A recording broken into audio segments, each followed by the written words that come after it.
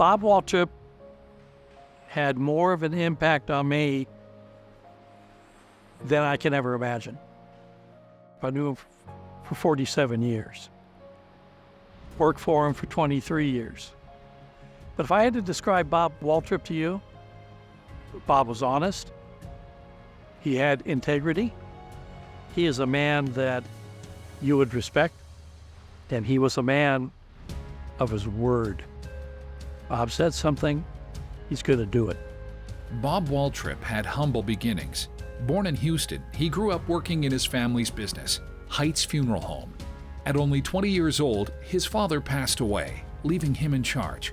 But Bob had a vision, and that vision would transform his small family business into the largest and most successful funeral service company in the world, SCI.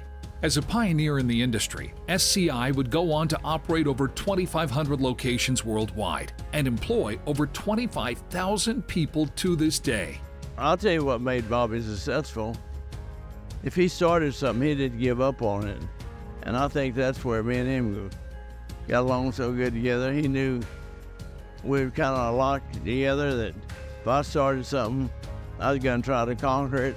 And that's why they Bobby. If he started something, he wouldn't give up till he won. He was also a visionary when we would talk about different projects. He was already 5 years ahead of you.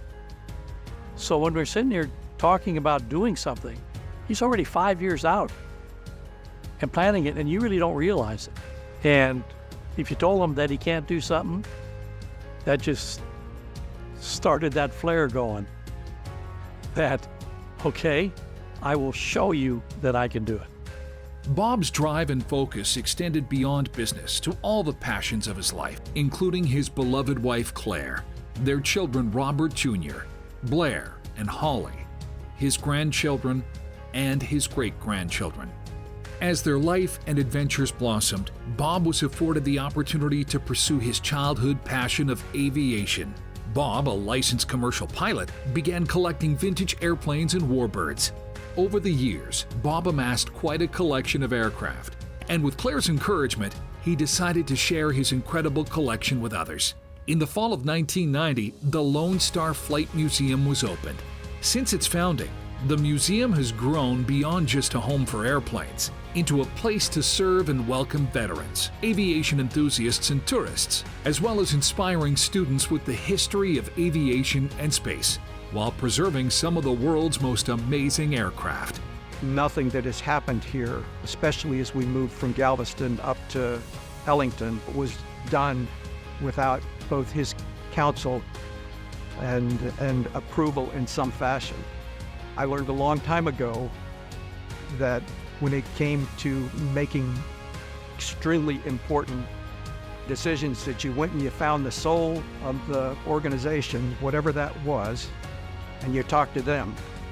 And if they were okay with it, then somehow or another it would grow into a success. And that's what happened here with the Lone Star Flight Museum at Ellington.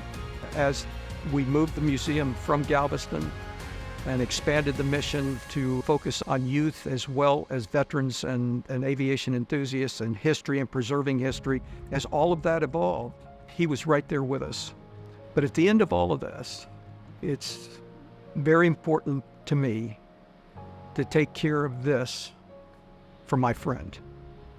I think that he would appreciate everyone here looking after this beautiful museum for all those that will enjoy it in the years to come.